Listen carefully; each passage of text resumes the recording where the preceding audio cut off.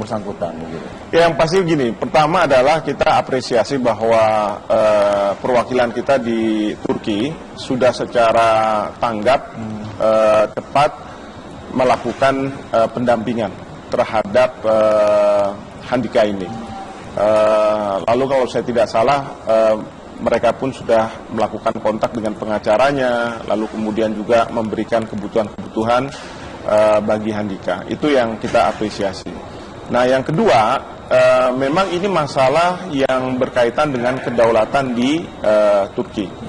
Tadi kalau kita dengar dari saudara Aswir bahwa mungkin ini ada permasalahan antara perpolitikan di dalam negeri ya, antara pemerintahan yang sekarang dengan mereka-mereka yang sangat kritis, sehingga kadangkala di negara tertentu yang kritis itu dianggap sebagai lawan politik dan kemudian diberikan label. Nah, yang repot itu adalah kalau misalnya mereka yang kritis memberikan beasiswa kepada warga negara tidak hanya Indonesia, saya yakin, tapi juga warga negara lain. Nah, lalu pertanyaannya adalah apakah yang menerima beasiswa ini lalu dianggap sebagai berhadapan-hadapan dengan pemerintah setempat?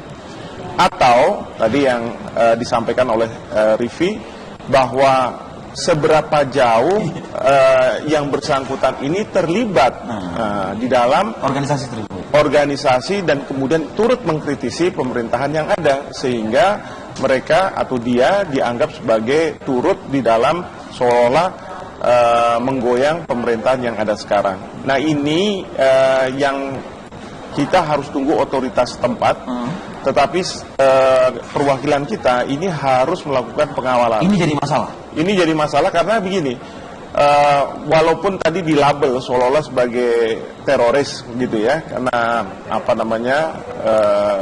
organisasi ini dianggap sebagai teroris oleh pemerintahan yang sah. Sebagaimana saudara Aswir katakan, sebenarnya bukan teroris seperti yang kita anggap teroris sekarang ini, eksis, ya, gitu misalnya, yang eksis ini, tapi ini bentuk lain. Nah, oleh karena itu kita pun pemerintah, kita tidak bisa langsung meminta kepada pemerintah setempat untuk melakukan misalnya pembebasan dan lain sebagainya. Kita harus tunggu, tetapi juga pemerintah harus meyakinkan pemerintah setempat bahwa yang bersangkutan ini tidak terlibat gitu ya di dalam proses melawan pemerintahan yang sah. Begitu. Baik, Prof. Kita sudah tersambung dengan ibunda dari Handika. Ini sudah bersama kami, Ibu Supartiningsih. Selamat pagi, Ibu. Kapan Ibu mendengar ada informasi bahwa putra Anda ditahan oleh pemerintah Turki dan siapa yang mengabari Ibu? Saya dapat kabar hari Jumat tanggal 10 Juni dari KBRI. Boleh kami mengetahui kalimatnya seperti apa, Bu? Kalimatnya cuma memberikan kabar kalau Handika ada musibah. Kemudian musibahnya dijelaskan seperti apa, Bu? Musibahnya cuma katanya di rumah itu ada 3 rumah dipantau sama polisi, tapi kan tidak tahu yang mau diambil itu siapa. Ya, pas mau gerbekan itu yang ada cuma anak saya sedang tidur katanya. Dan kemudian Ibu juga dijelaskan bahwa putra Ibu ditahan oleh pemerintah setempat, begitu, Bu? Iya. Terakhir Ibu mendapatkan kabar dari putra Ibu kapan, Bu? Tanggal 1 Juni di WA. Berkabar apa pada saat itu, Bu, Handika kepada Ibu? Ya cuma dia kan baru semesteran, cuma bilang kalau nilainya naik gitu saja. Sering bercerita mengenai kegiatan sehari-hari mungkin, Bu? Dia nggak pernah cerita apa-apa. Dia itu orangnya kan anaknya baik kalau di rumah ya. Saya nggak tahu di situ, tapi kan saya sudah tanya sama teman-teman yang di sana, katanya juga nggak pernah ikut-ikut seperti itu. Bu, pada hari Jumat dihubungi oleh pihak KBRI di Ankara, Turki, Bu. Tentu Ibu bertanya kan kenapa anak saya ditangkap. Ada penjelasan, Bu, terkait dengan hal ini? Belum ada. Waktu itu katanya suruh nunggu hari Senin. Hari ini berarti ya Bu ya? Iya. Sudah ada Bu kontak lagi? Saya sih sering kontak tapi belum ada kabar pasti dari sana, kan belum hari Senin gitu nunggunya. Oh, jadi Ibu sering mengontak pihak KBRI? Iya. Iya. Untuk menanyakan juga Bu, kenapa, perihal masalahnya apa begitu? Iya. Iya, saya tanya masalahnya seperti apa, kondisi anak saya seperti apa. Karena saya kan jauh, tidak mungkin saya ke situ. Apa yang Ibu khawatirkan, Ibu? Saya khawatir kalau anak saya kenapa-kenapa. Masa depan anak saya nanti bagaimana? Saya juga nyekolahkan ya untuk kedepannya anak saya.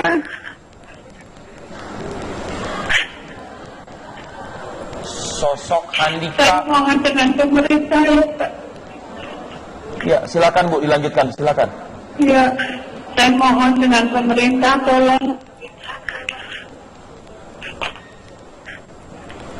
tolong dibantu kasus ini. Siapa yang salah dan siapa yang benar gitu ya Mbak. Menurut Ibu Supartiningsih, sosok putra Ibu bukanlah sebagaimana yang diberitakan begitu ya Bu? Tidak. Anak saya itu biasa di rumah, nggak pernah kemana-mana kalau pas libur. Tahun kemarin kan pulang, dia di rumah saja, nggak pernah kemana-mana. Aktif berorganisasi tidak Bu, putra Ibu? Tidak ada organisasi di sini. Baik, mungkin dalam kesempatan ini Ibu yang diharapkan oleh Ibu terutama apa, silakan Bu.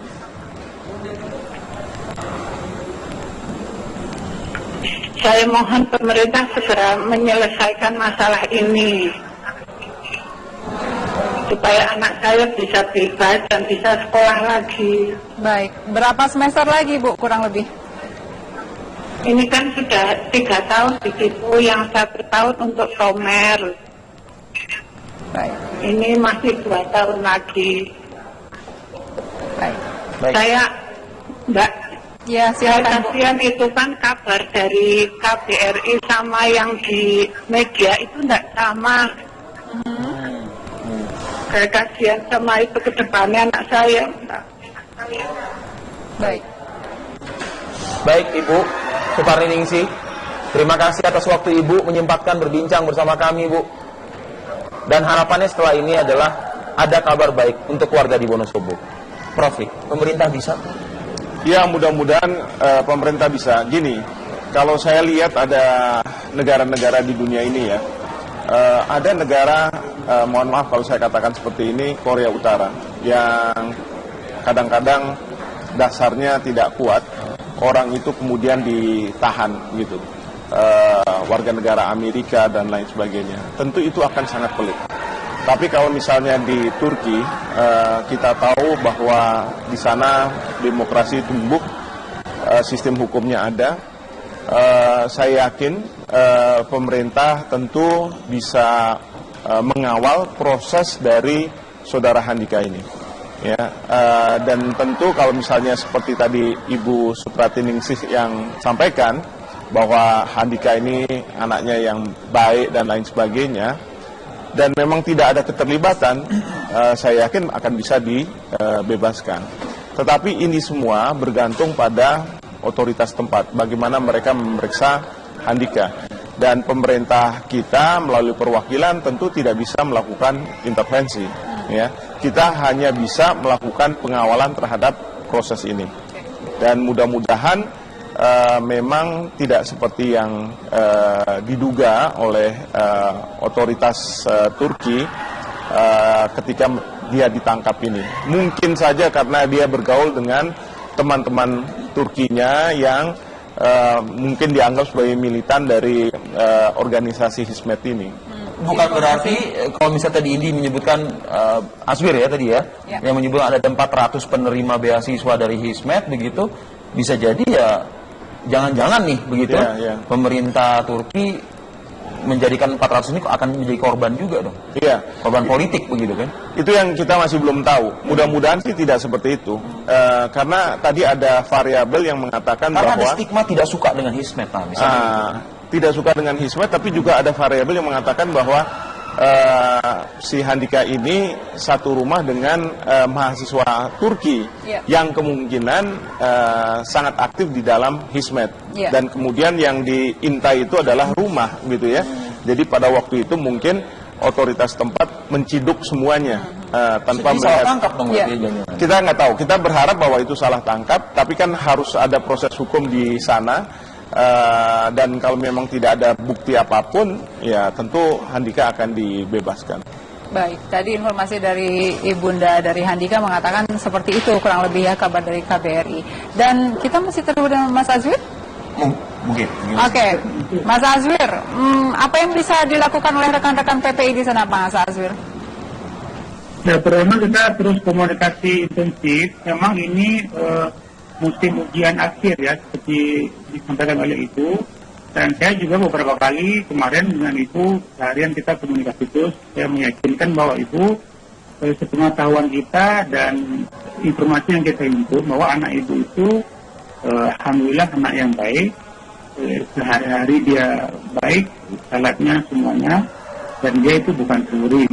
Dan kami juga sudah sampaikan kepada teman-teman media bahwa labeling dia sebagai teroris ini sangat merugikan dan sangat mengganggu psikologis dari ibu itu yang ibu ceritakan kepada kami. Dan maka dalam hal ini juga kami dari PPI menyampaikan pada media dan teman-teman tanah air seperti Prof sampaikan tadi bahwa ini di Turki punya otoritas, punya hukum, dan kita sudah berkoordinasi dengan KBRI bahwa tidak bisa diintervensi, tapi ini terus kita kawal. Teman-teman PPI, insya Allah kita juga sedang mengusahakan untuk bertemu langsung dengan pengacaranya atau kalau memungkinkan dengan Handika ini dan memastikan bahwa dia ditahan ini juga dalam keadaan baik. Sambil juga meminta kepada seluruh orang tua, teman-teman yang ada di Indonesia semuanya berdoa bahwa Turki selama ini walaupun banyak kasus-kasus teror tapi secara umum kondisinya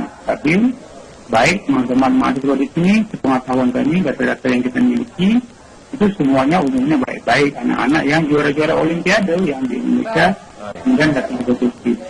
Baik, Mas Azwir Nazar, terima kasih sudah bergabung bersama kami. Prof juga mudah-mudahan segera ada kabar baik ini mengenai saudara kita. Kita harapkan Handika. demikian. Baik, terima kasih.